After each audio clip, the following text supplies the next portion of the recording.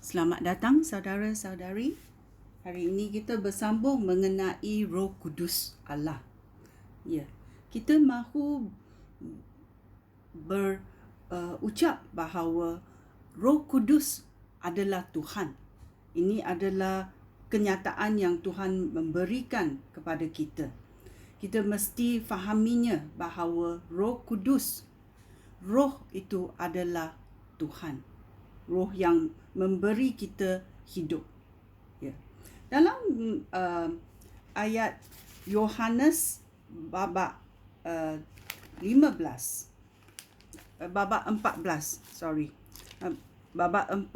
ayat 16 dia berkata, Yesus berkata, "Aku akan memohon kepada Bapa dan Bapa akan memberi kamu penolong lain yang akan bersama-sama kamu selama-lamanya.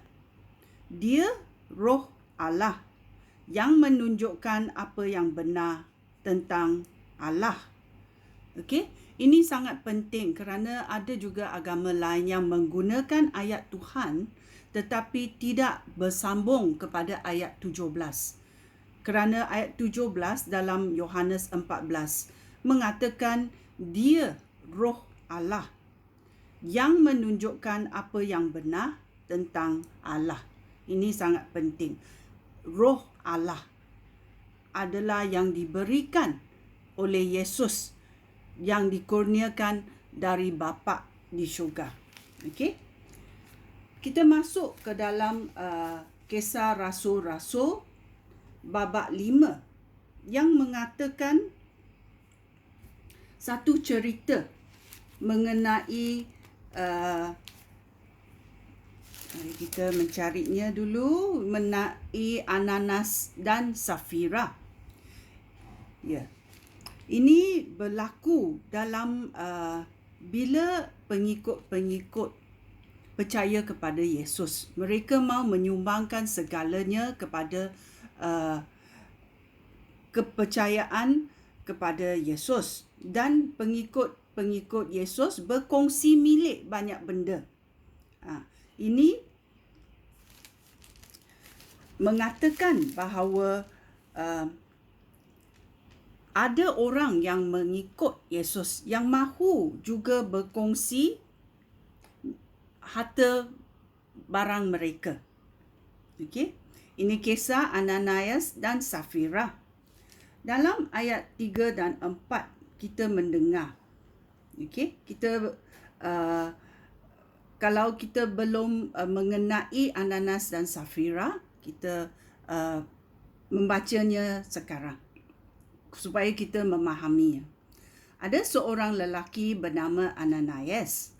Dia dengan isterinya Safira menjual sebidang tanah yang dimiliki oleh mereka.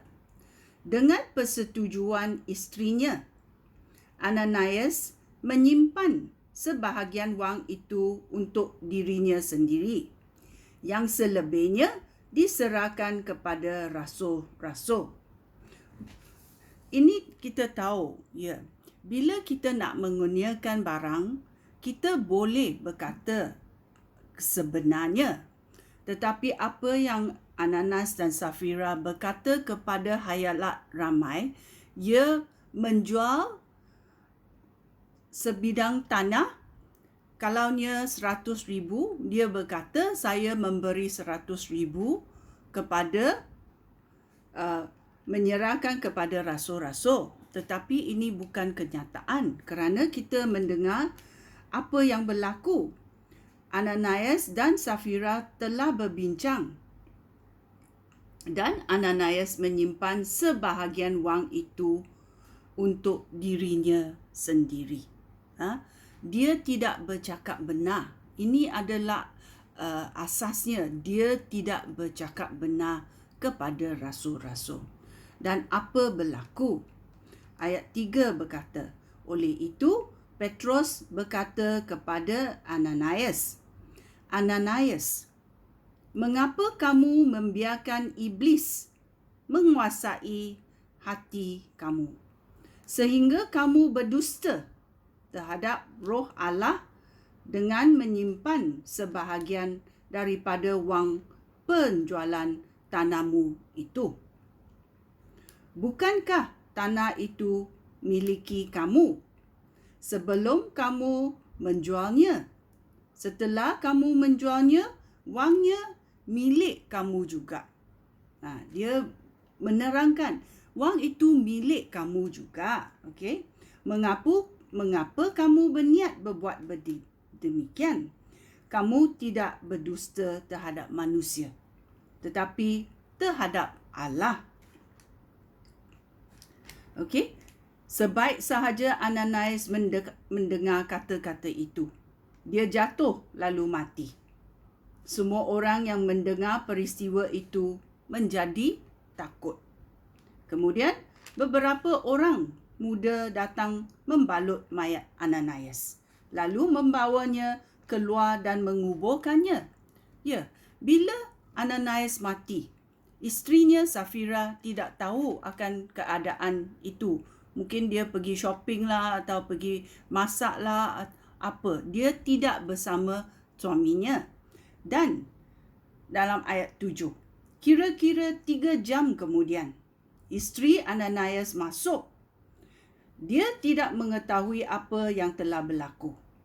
Petrus berkata kepada Safira, "Katakanlah, adakah wang ini seluruh hasil penjualan tanah yang kamu terima bersama-sama suami kamu?" Apa jawab Safira? Safira berkata, "Ya," jawabnya. "Memang itu semuanya." Lalu Petrus berkata kepadanya, "Mengapa kamu dan suami kamu berpakat untuk mencobai Roh Tuhan? Lihatlah berapa orang muda yang menguburkan suami kamu ada di depan pintu. Mereka pun akan mengusungkan kamu keluar." Seketika itu juga, isteri Ananias jatuh dan mati di hadapan Petrus. Orang muda di situ masuk dan mendapati Safira sudah mati. Oleh itu, mereka membawa mayat keluar dan menguburkan di sebelah suaminya. Dengan demikian, jemaah dan semua orang lain yang mendengar peristiwa itu menjadi sangat takut. Ya, tipu hela kita akan diketahui oleh Roh Allah, walaupun kita tidak menengok Roh Allah, kerana kita sudah baca dalam Yohanes bab 14 ayat 17.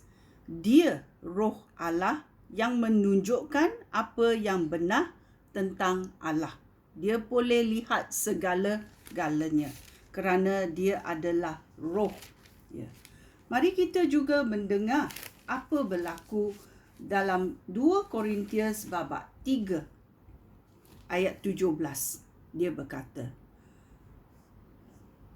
Tuhan yang dimaksudkan di sini ialah Roh. Sesiapa mempunyai Roh Allah, orang itu bebas. Ya. Kita berkata Tuhan itu adalah Roh, dan kita yang percaya kepada penyelamatan Yesus mendapatkan Roh ini kembali.